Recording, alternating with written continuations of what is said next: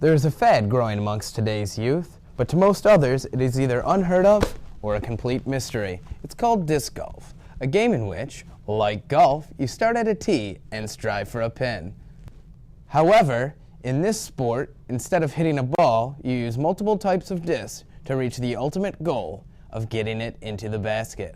I'm Zach White, and over the course of this program, I will educate you on this sport and its many distinctive qualities.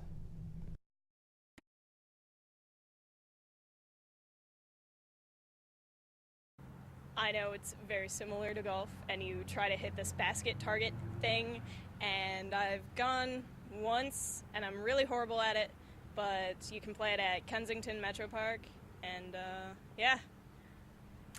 I've got nothing. I've never heard of it. Was it frisbee golf? Yeah.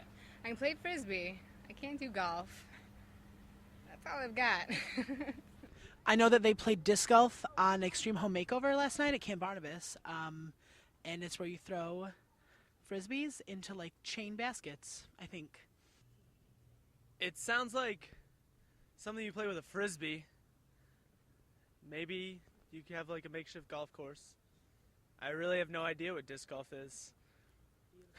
Disc golf is basically golf with like little tiny frisbees, and you have par, I guess. So it's kind of just like golf. So if you have like par 3, you have to get, 3 shots into the little pin. It's kind of like a basket type thing that you throw into it.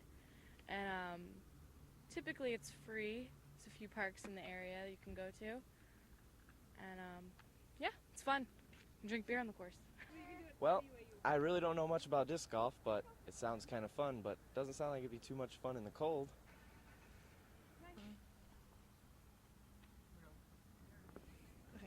Disc golf, I think it's a thing where it's like golf, but it's with frisbee, and you throw it and have to get it into like a little bucket.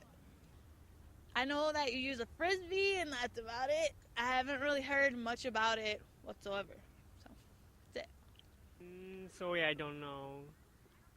Hello.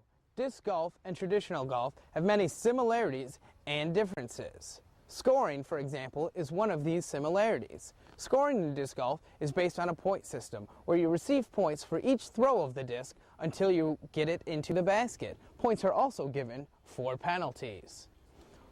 Another similarity is the style of course. In disc golf and traditional golf, courses are designed around nature. However, one difference is, in disc golf, the courses tend to be shorter distance between the tee and the basket. However, in disc golf, you have the option to play a lot more holes. The Hudson Mills course in Dexter has the option to play 9, 18, or 22 holes. And other courses around the country, you can play 24 or even 27 holes, whereas traditional golf, you usually play only the 9 or the 18. The most distinguishing factor between disc golf and traditional golf is cost. In traditional golf, you need to spend hundreds of dollars on clubs, bags, balls, and tees, besides paying $35 to $50 each time you want to play the course. In disc golf, discs cost between $10 and $20 a piece, and courses are generally free, besides the occasional state park entrance fee. This cost factor makes disc golf available to a larger number and variety of people than traditional golf. Now that you know a little more about the game, let's see where it all began. Disc golf has been around in its current form since about the 1960s, but in other forms it has been around since close to the time humans began to roam the earth. The first form of the frisbee was created and thrown as a weapon by Discobolus, who named it the discus, which indeed resembled the modern disc. During the Steel Age, discs with sharpened edges were used in warfare with deadly results. The second evolution of the disc came in the 1940s, when Yale students began to throw pie pans from the Frisbee Pie Company around for fun.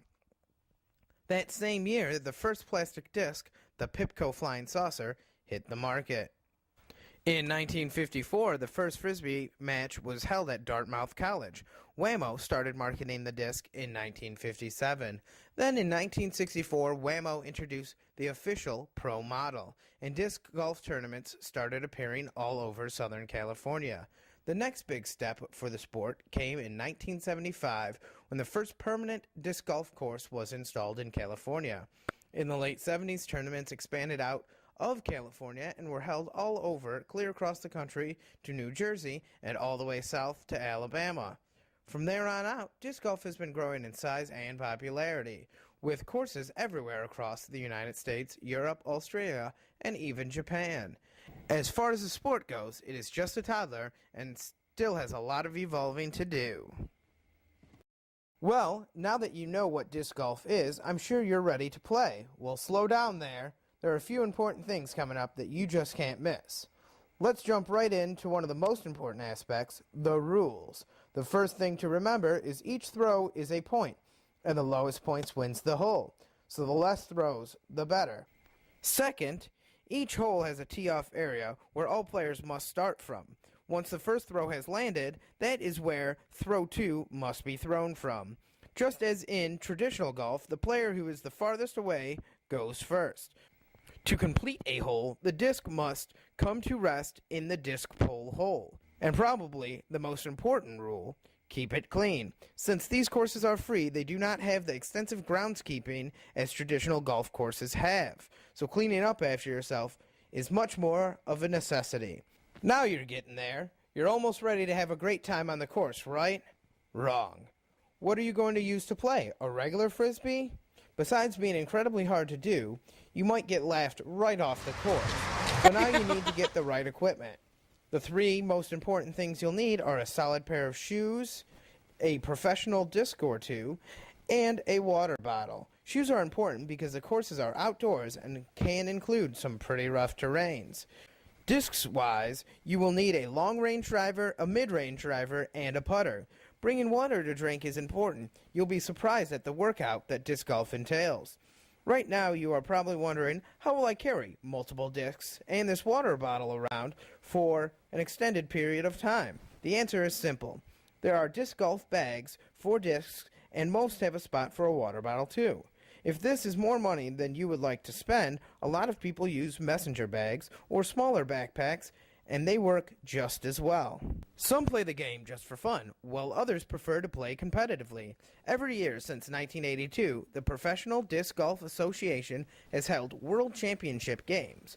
While the prizes are not as high as they are in traditional golf competitions, there are still plenty who love to compete and have become very skilled and talented.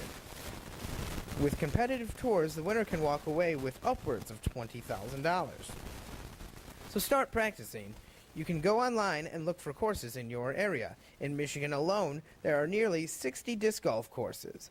And get your friends involved too. Join or start a disc golf club, because disc golf just isn't as much fun without your friends there.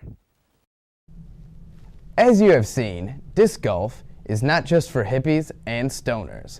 This sport is one of skill and determination, played by many different types of people around the country. I hope from today's program you have gained enough insight into the world of disc golf to enjoy the sport with confidence. Signing off, I'm Zach White.